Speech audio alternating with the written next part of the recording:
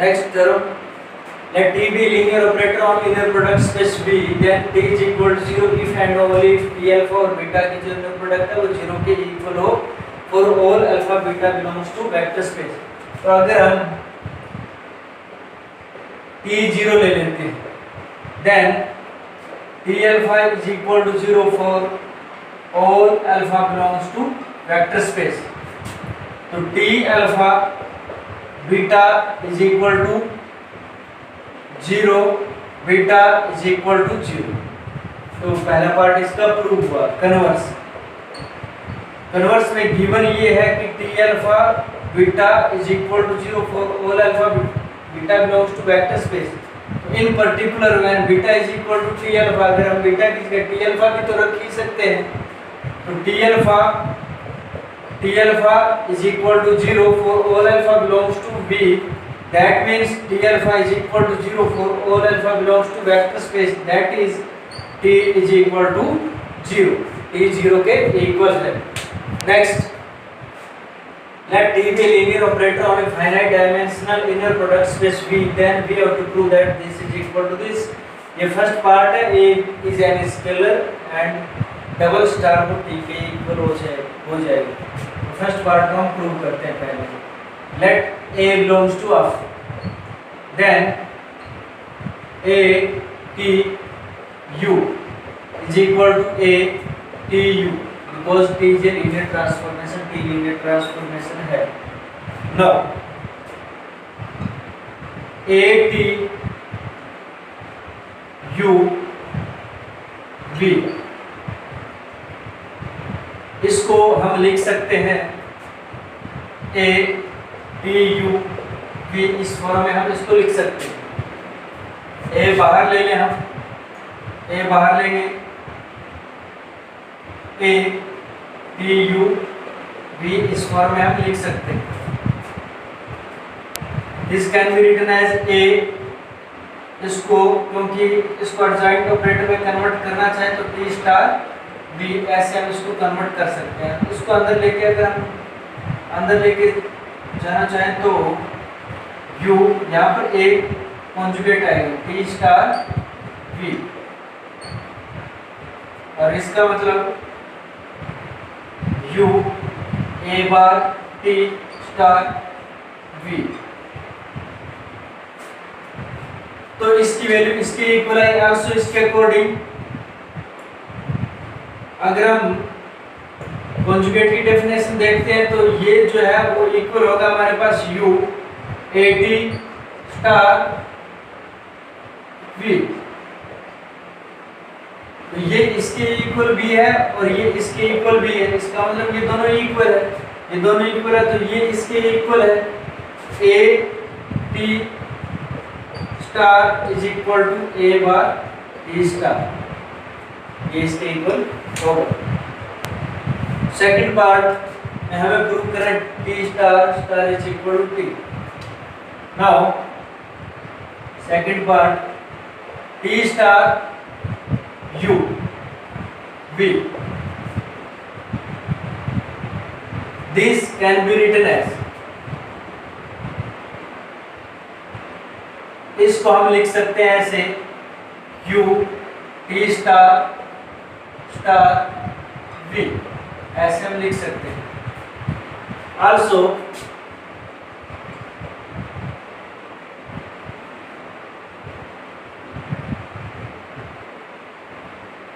U T V, this is equal to T star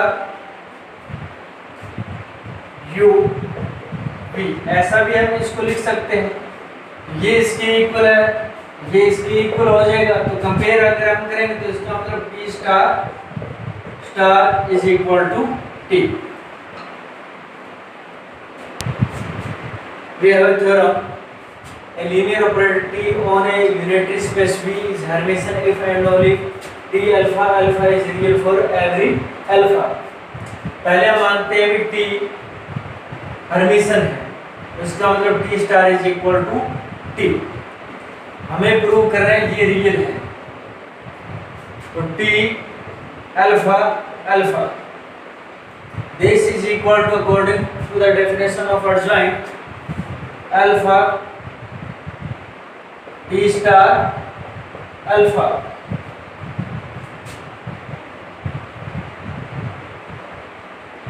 which implies alpha, क्योंकि ये Hermitian तो है ही, तो टी अल्फा के इक्वल आ जाएगा अल्फा, और इसका कॉन्जुगेट ले लेते हैं T alpha alpha, order change करें तो कॉन्जुगेट आ जाएगा। इसका मतलब ये नंबर जो है वो अपने ही कॉन्जुगेट के इक्वल है। So this is a real number, तो ये एक रियल नंबर है। कन्वर्स अगर हम प्रूव करना चाहें,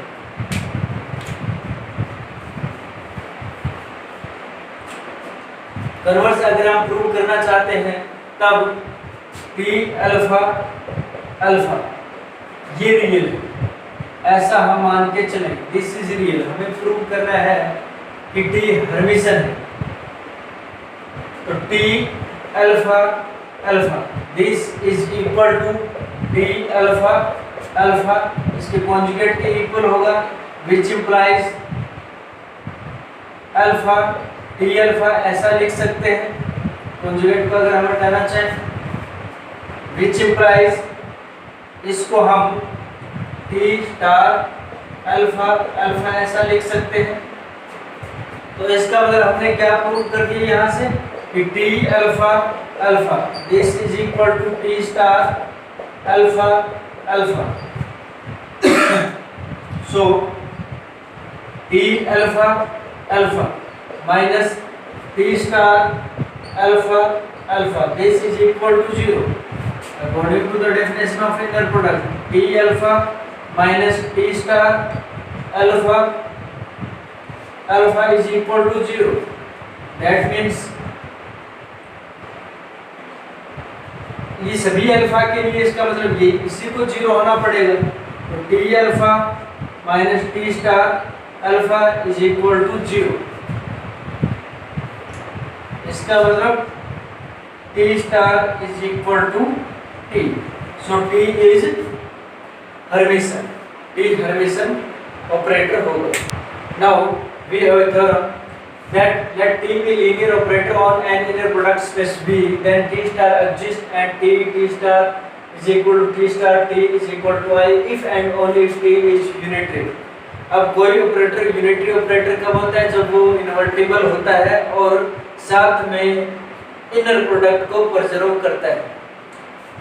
पहले तो हम ये लेके चलते हैं, let T star is equal to T star T is equal to I, ये लेके चलते हैं। हमें प्रूव क्या करना है कि टी स्टार एग्जिस्ट करता है और टी यूनिटरी है, ऐसा हमें प्रूव करना है।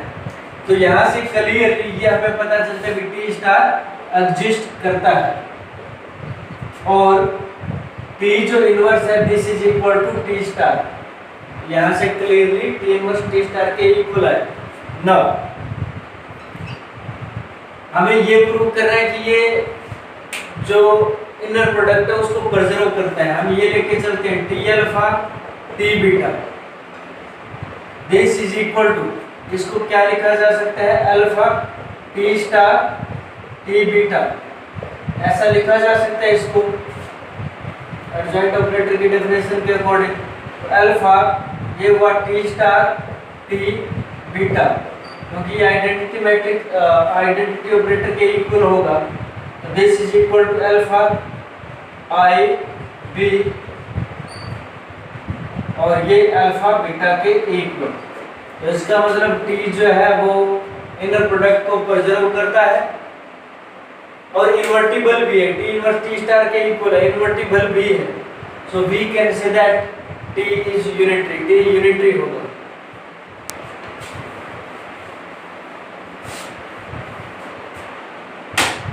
कन्वर्स में टी यूनिटरी है, टी इज यूनिटरी, ये गिवन है। हमें प्रूव करें T star is equal to T star T is equal to identity, ऐसा हमें प्रूव करना है। टी यूनिटरी है, इसका मतलब टी इनवर्स एग्जिस्ट करता है और साथ में वो इनर प्रोडक्ट को भी प्रिजर्व करता है। हम लेके चलते हैं टी अल्फा बीटा, ये लेके चलते हैं, तो इसको लिखा जा सकता है टी अल्फा, इसको हम T inverse T T T inverse beta लिख लें, क्योंकि टी टी इनवर्स का मतलब तो आइडेंटिटी होगा, तो identity of T is equal to beta. So ये हुआ हमारे पास टी अल्फा और टी इनवर्स बीटा। अब क्योंकि टी जो है वो इनर प्रोडक्ट को प्रिजर्व करता है, so this is equal to alpha T inverse beta, इसके इक्वल आएगा। Also T alpha beta is equal to alpha T star beta, ऐसा भी लिखा जा सकता है। ये इसके इक्वल है और ये इसके भी इक्वल है, यानी ये दोनों इक्वल हुए, तो T star is equal to T inverse. Now we know that T inverse T is equal to T inverse is equal to identity. T inverse हमारे पास टी स्टार के इक्वल आया, तो T star T is equal to T star is equal to identity, ये हमें इसमें prove करना था।